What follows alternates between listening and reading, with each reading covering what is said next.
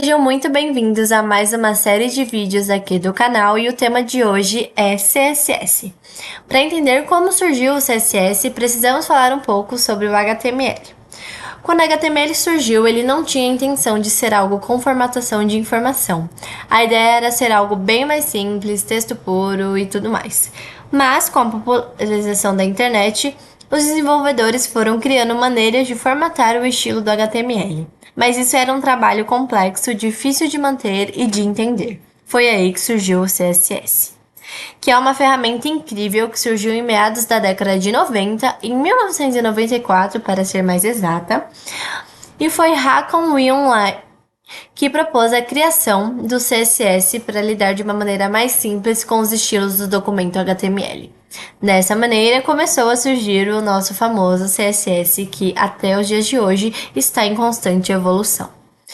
Ele tem uma sintaxe fácil, mas demora um tempinho para dominar. Bom, para quem não sabe, o desenvolvimento web ele é dividido em três partes: o conteúdo, que é o HTML, a apresentação, que é o CSS, e o comportamento, que é o JavaScript, que é a parte mais de como o site em si funciona. Então, a parte de banco de dados, rede de segurança e etc. E de uma forma bem sucinta, o CSS define como os elementos do HTML serão apresentados para o usuário. Então, são as cores, os espaçamentos, as margens, as bordas, etc. CSS Cascading Style Sheets, que em português seria parecido como folhas de estilo em cascata. É um mecanismo que nos permite adicionar estilo a um documento ou aplicação web.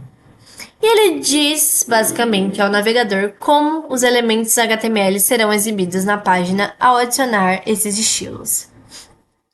HTML é a forma e o CSS é o estilo.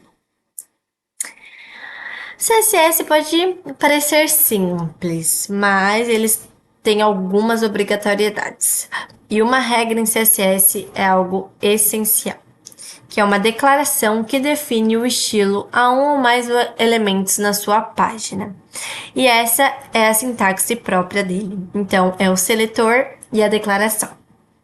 Seletor indica o elemento HTML que você deseja adicionar o estilo. Então, se você assistiu nossas outras aulas, você vai saber que, no caso, esse exemplo que eu coloquei do P, indicaria um parágrafo no documento HTML.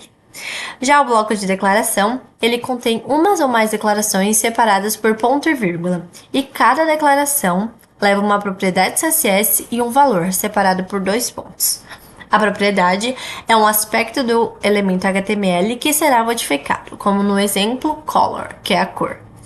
E o valor é a característica específica a ser assumida pela propriedade, que nesse caso é o red.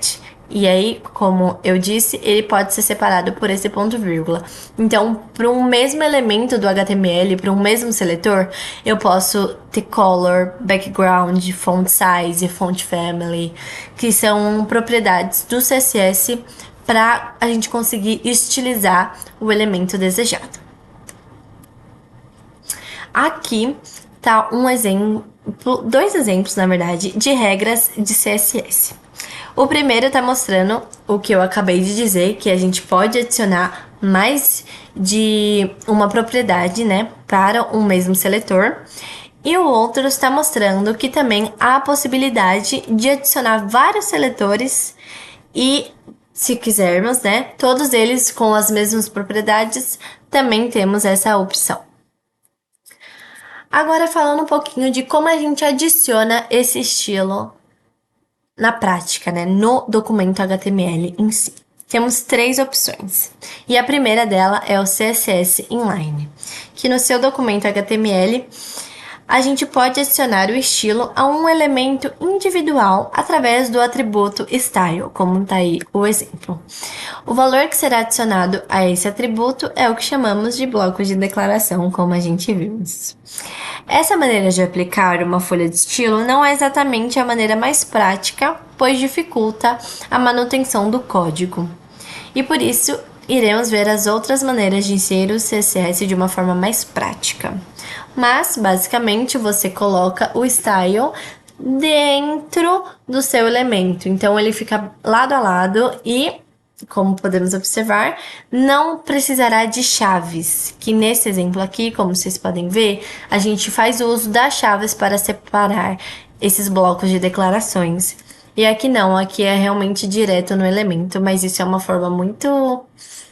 não é prática para a gente se usar no dia a dia. Então, tem mais duas opções.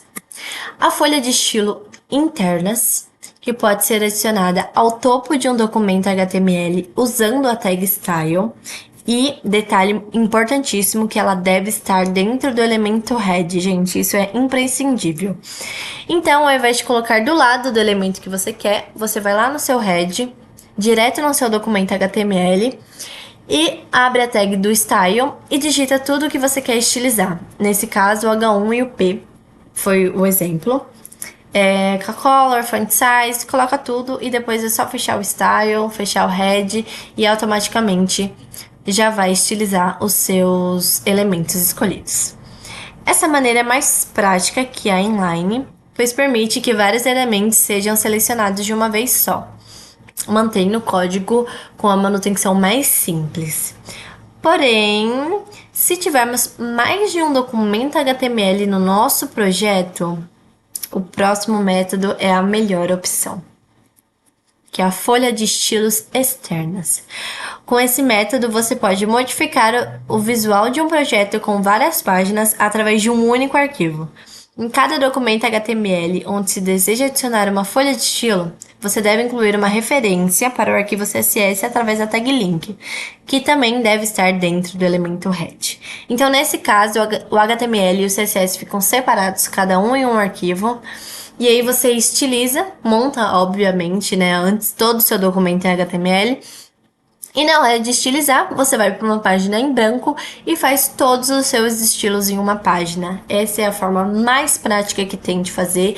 E você pode adicionar esse estilo que você criar em diversas páginas do HTML. Então é algo bem prático, bem rápido. É a melhor opção que temos. E aí você tem que chamar, né, nesse caso, essa folha de estilo através da tag link e colocar essas informaçãozinhas, como rel, né, que seria o tipo da planilha do CSS, o tipo em si, né, que é o texto CSS, a maioria das vezes é esse, e a referência, que é o nome do arquivo .css, para ele conseguir puxar. Como vocês podem ver, é possível adicionar mais de um arquivo CSS em um documento HTML. Mas é bom você saber que quando você aplica um estilo a um elemento em dois arquivos de CSS distintos, o último arquivo adicionado será o utilizado. Então, nesse exemplo, o estilo 2 terá mais importância do que o estilo 1. CSS Box Model. A gente pode considerar que todos os elementos do HTML são caixas, são boxes. Em CSS, a gente usa o termo Box Model quando falamos de design e layout, que é uma caixa que envolve todo o elemento HTML. E é composta pela margem, que eu indentei para vocês em laranja, pela borda, que tá ali num azul meio esverdeado, o espaçamento em cinza e o conteúdo do elemento que tá em roxinho. Então, basicamente, é isso que fica em volta do elemento HTML quando a gente estiliza ele. A importância de entender bem o Box Model é saber que as mudanças que implementamos em um elemento podem impactar outro elemento. E para ficar mais claro para vocês, a margem é a parte mais externa do Box Model e é o espaço que separa um elemento do outro, e ela é transparente. A borda é o que está ao redor do padding, né, que é o espaçamento, e o padding é a área em volta do conteúdo até a borda, e também é transparente. E o conteúdo em si é o conteúdo do box, então é onde o texto e a imagem aparecem de fato. Esse exemplo eu estou mostrando que a gente tem a possibilidade de controlar a medida desses aspectos, dessas propriedades. Então, como vocês podem ver, tem aí 100 pixels, 10 pixels, 50 pixels, etc.